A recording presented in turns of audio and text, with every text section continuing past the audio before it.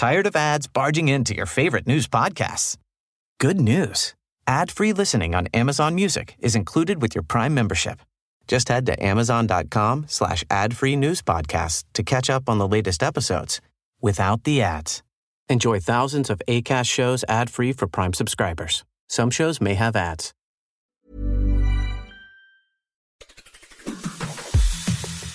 On today's Smart 7, Rishi's new plans to fix the NHS, Russian spies in Britain, and lots more. It's Wednesday the 16th of August. It's World Calligraphy Day, and happy birthday, Madonna. The Smart 7. It's news, but not the news.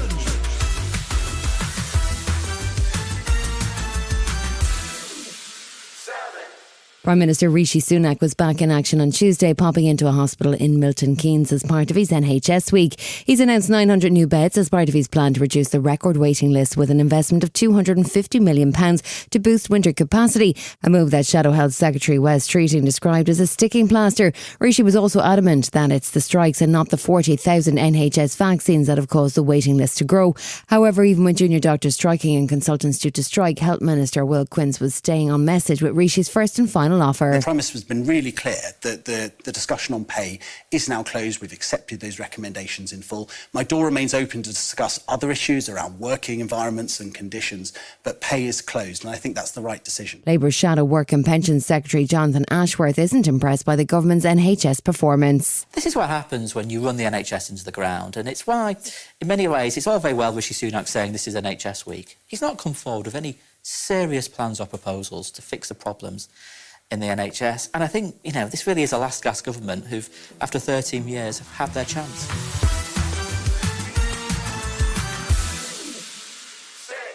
There was plenty of questions for the PM on his visit to Milton Keynes on Tuesday, including lots about the disastrous attempt to house migrants on the BB Stockholm barge, which remains docked in Dorset. There's still a row going on over the discovery of the Legionella bacteria in the barge's water systems, something that Health Minister Will Quince described as a teething issue.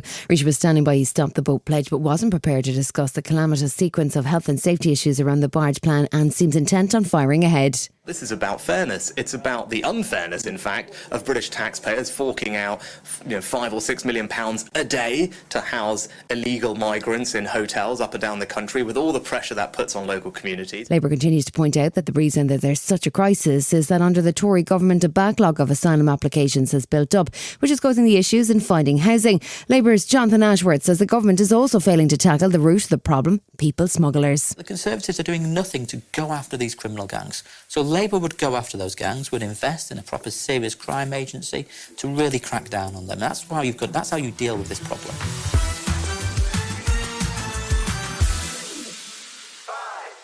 Quadruple indictee Donald Trump has 9 days to turn himself in, along with 18 co-conspirators, after the Georgia District Attorney for Fulton County issued a 41-count indictment on Monday night.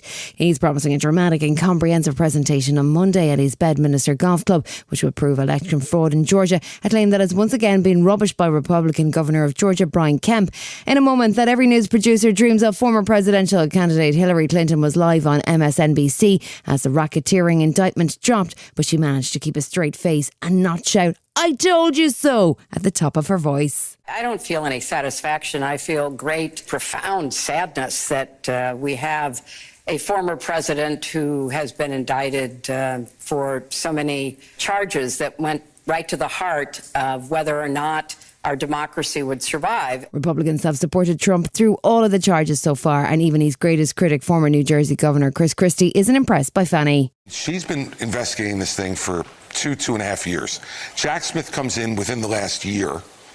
He swoops in, he charges quickly, and she said, whoa, wait a second. I've been looking at this. I'm sure what this indicates is there's not cooperation between her office and the special counsel's office.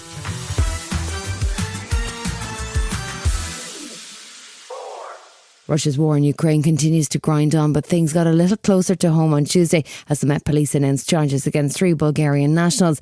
They've been under investigation for some time, accused of spying for Russia, and when arrested had ID cards and passports for a host of countries, including Croatia, Spain, Italy and, of course, Bulgaria. Former Director of Operations and Intelligence at MI6, Nigel Inkster, says it's been a while since spies were caught in action in the UK. I think we've had a bit of a holiday in this country from geopolitics for the last maybe 40 years.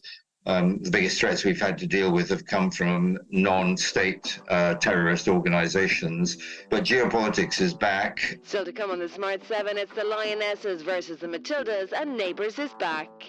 Right after this. Tired of ads barging into your favorite news podcasts? Good news. Ad-free listening on Amazon Music is included with your Prime membership. Just head to amazon.com/ad-free news podcasts to catch up on the latest episodes without the ads. Enjoy thousands of Acast shows ad-free for Prime subscribers. Some shows may have ads. Welcome back.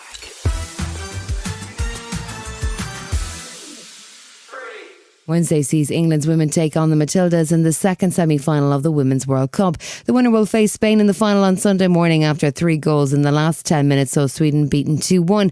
Australian fans have high hopes that their team can make it all the way to the final, but England coach Sarina Wiegman isn't convinced that there's any particular rivalry between the two sides and that her team are prepared for a proper game. And actually, for us, we don't feel that rivalry that much. The main thing is that there's a lot of rivalry in rugby and cricket. So we just know it's going to be a very competitive game.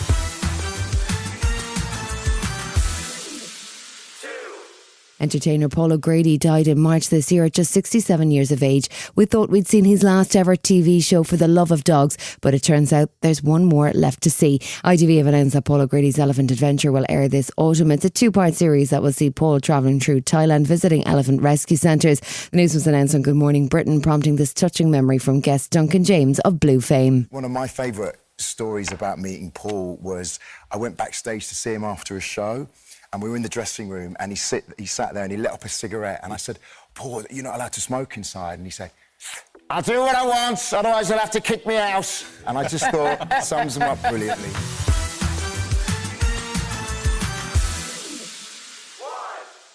Crikey, mate, set up the Barbie. But we're not advocating supporting Australia in the Women's World Cup, but we're celebrating the return of a daytime TV classic. Neighbours is back. The cheesy daytime soap said its last goodbye only last summer, but thanks to the lovely people at Amazon Freevee, it's back. It's due to kick off again in Ramsay Street from the 18th of September, and the first trailer just dropped. Gosh, a lot's happened in the last 2 years. All roads lead back to Ramsay Street. I do really want to know more about you. Sounds like a pretty close-knit neighbourhood. Hello, everyone. Maybe the ad should have said overly friendly neighbours. You've been listening to the Smart 7. We'll be back tomorrow at 7 a.m. Hit that follow button and have a great day. Give us 7 minutes, we'll give you the world. Tired of ads barging into your favorite news podcasts? Good news. Ad-free listening on Amazon Music is included with your Prime membership. Just head to amazon.com/ad-free news podcasts to catch up on the latest episodes without the ads. Enjoy thousands of Acast shows ad-free for Prime subscribers. Some shows may have ads.